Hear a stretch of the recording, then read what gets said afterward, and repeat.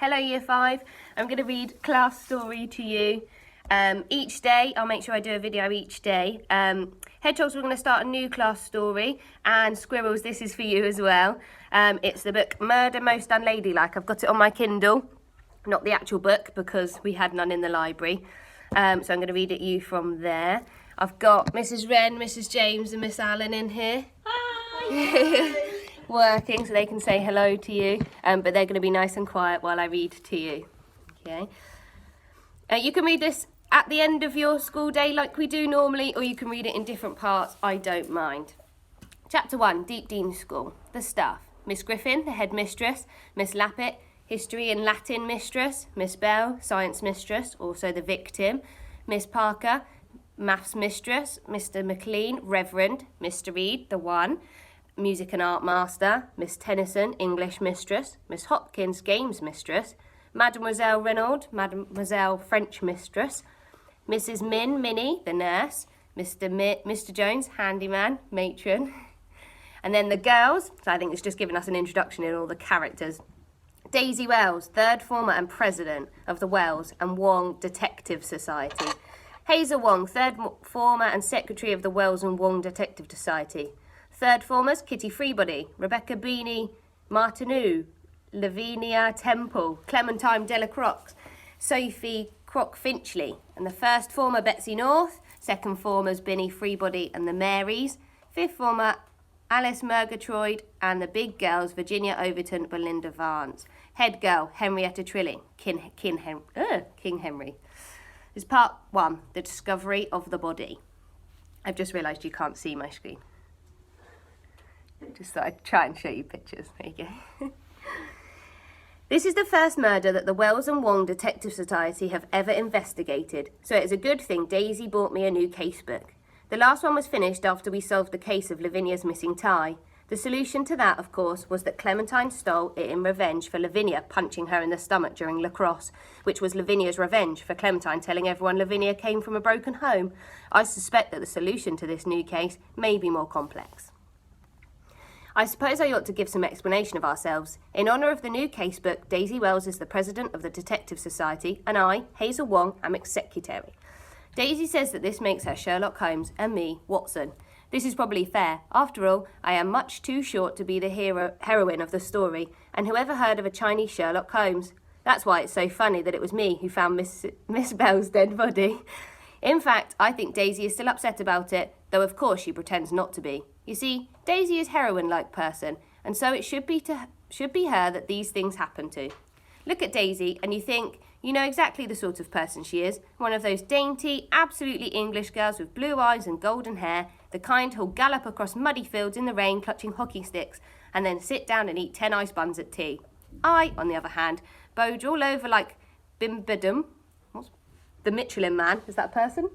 Yeah. Oh, Michelin Man. Oh, the big tie man.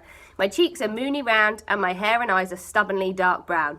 I arrived from Hong Kong partway through the second form, and even then, when we were all still shrimps for this new casebook is what we call the little lower former girls, Daisy was already famous throughout Deep Dean School. She rode horses, was part of the lacrosse team, and was a member of the Drama Society. The big girls took notice of her, and by May, the entire school knew that the head girl herself called Daisy a good sport. But that is only the outside of Daisy, the jolly good show part that everyone sees. The inside of her is not jolly good show at all. It took me a while to discover that. Daisy wants me to explain what happened this term up to the time I found the body. She says that is what proper detectives do. Add up all the evidence first, and so I will. She also says that a good secretary should keep her casebook on her at all times to be ready to write up important events as they happen. It was no good reminding her that I do that anyway. The most important thing to happen in those first few weeks of the autumn term was the Detective Society, and it was Daisy who began that. Daisy is all for making up societies for things. Last year, we had the Pacifism Society, which was dull, and then the Spiritualism Society, which was less dull, but then Lavinia smashed her mug during a séance, Beanie fainted, and Matron banned spiritualism altogether. But that was all last year, when we were still shrimps. We can't be messing about with silly things like ghosts now, and we are grown-up third formers. That was what Daisy said when she came back at the beginning of this term having discovered crime. I was quite glad, not that I was ever afraid of ghosts exactly. Everyone knows there aren't any. Even so, there are enough ghost stories going round at our school to horrify anybody. The most famous of our ghosts is Verity Abraham, the girl who committed suicide off the gym balcony the term before I arrived at Deep Dean. But there are also ghosts of an ex-mistress who locked herself in one of the music rooms and starved herself half to death, and a little first-form shrimp who drowned in the pond. As I said, Daisy decided that this year we were going to be detectives. She arrived at house with her tuck box full of books with sinister, shadowy covers and titles like Peril at End House and Mystery Mile. Matron confiscated them one by one, but Daisy always managed to find more. We started the Detective Society in the first week of term.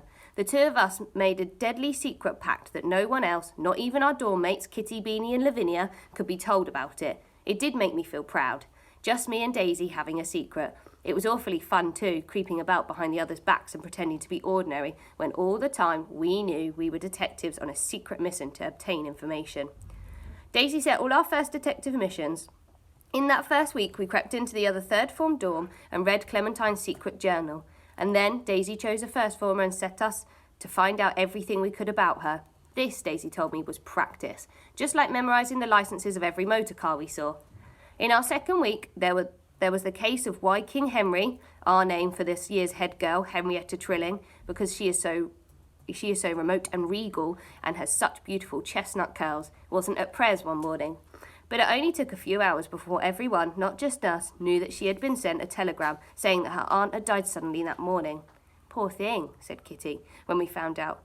Kitty has the next door bed to Daisy's in our dorm, and Daisy had designated her a friend of the Detective Society, even though she is still not allowed to know about it.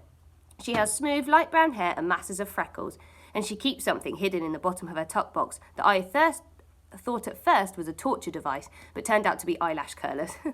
She is as mad about gossip as Daisy, though for less scientific reasons. Poor old King Henry. She hasn't had much luck. She was Verity Abraham's best friend, after all, and you know what happened to Verity. She hasn't been the same since. I don't, said Beanie, who sleeps next to me. Her real name is Rebecca, but we know her as Beanie because she is very small and everything frightens her. Lessons frighten her most of all, though. She says that when she looks at a page, all the letters and numbers get up and do a jig until she can't think straight. What did happen to Verity? She killed herself, said Kitty in annoyance. Jumped off the gym balcony last year. Come on, Beans. Oh, said Beanie. Of course, I always thought she tripped. Sometimes Beanie is quite slow. Something else happened at the beginning of term that turned out to be very important indeed. The one arrived. You see, at the end of last year, Miss Nelson, the deputy headmistress, and our dull old music and art mistress retired. We were expecting her to be replaced by someone else quite as uninteresting, but the new music and art master, Mr. Reed, was not uninteresting at all. He was also not old.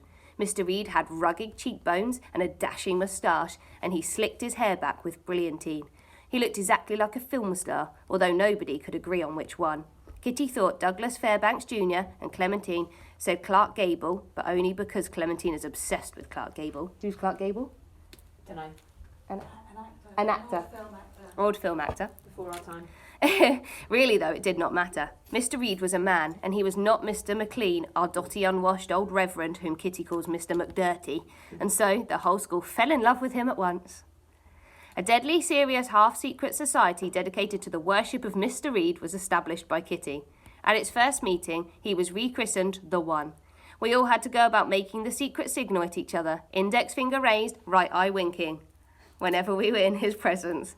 The One had barely been at Deep Dean for a week when he caused the biggest shock since Verity last year. You see, before this term, the whole school knew that Miss Bell, our science mistress, and Miss Parker, our maths mistress, had a secret. They lived together in Miss Parker's little flat in town which had a spare room in it. The spare room was the secret. I did not understand when Daisy first told me about the spare room. Now we are in the third form, though, of course, I see exactly what it must mean.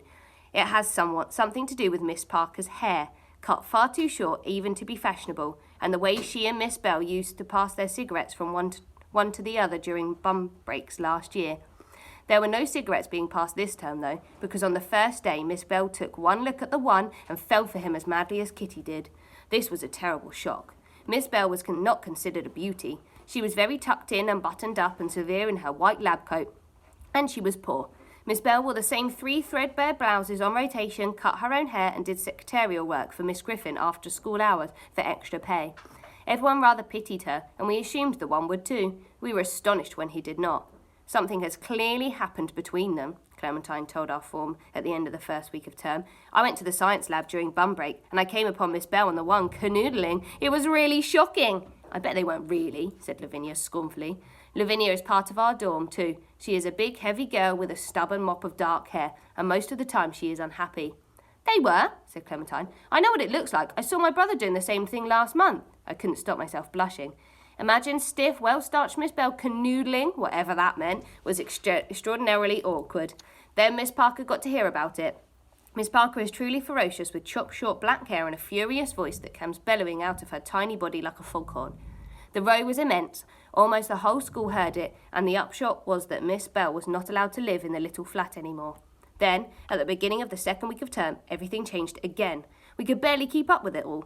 Suddenly, the one no longer seemed to want to spend all the time with Miss Bell. Instead, he began to take up with Miss Hopkins.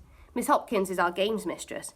She is round and relentlessly cheerful, unless you happen not to be good at games, and she marks about the school corridors brandishing a hockey stick, her athletic brown hair always coming down from its fashionable clip-back waves. She is pretty and, I think, quite young, so it was not at all surprising that the one should notice her. It was only shocking that he should jilt Miss Bell to do it. So now it was the one and Miss Hopkins seen canoodling in form rooms, and all Miss Bell could do was storm past them whenever she saw them, her lips pursed and her glare freezing.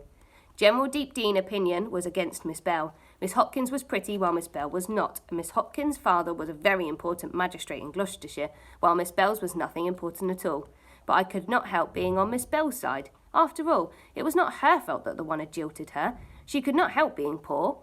Now that she could not stay in the flat, of course, she was poorer than ever, and that made me worry. The only thing Miss Bell had to cheer her up was the deputy headmistress's job, and even that was not the consolation it should have been. You see, Miss Griffin had to appoint a new deputy, and after a few weeks the rumour went round that Miss Bell was about to be chosen. This ought to have been lucky, once she was formally appointed. Miss Bell's many worries would vanish for good, but all it really meant was that the mistress who was not chosen began to despise her.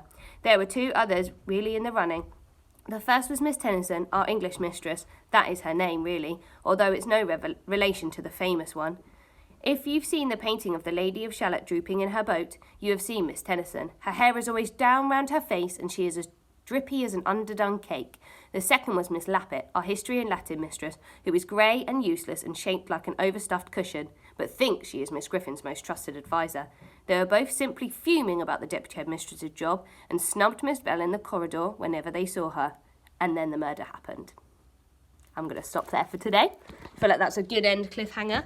So, good introduction to the story. Let us know who all the characters are, who the setting is. I look forward to reading some more for you tomorrow. Please stay safe. We're distancing ourselves in here to try and stay safe for the children that are here. See you again tomorrow.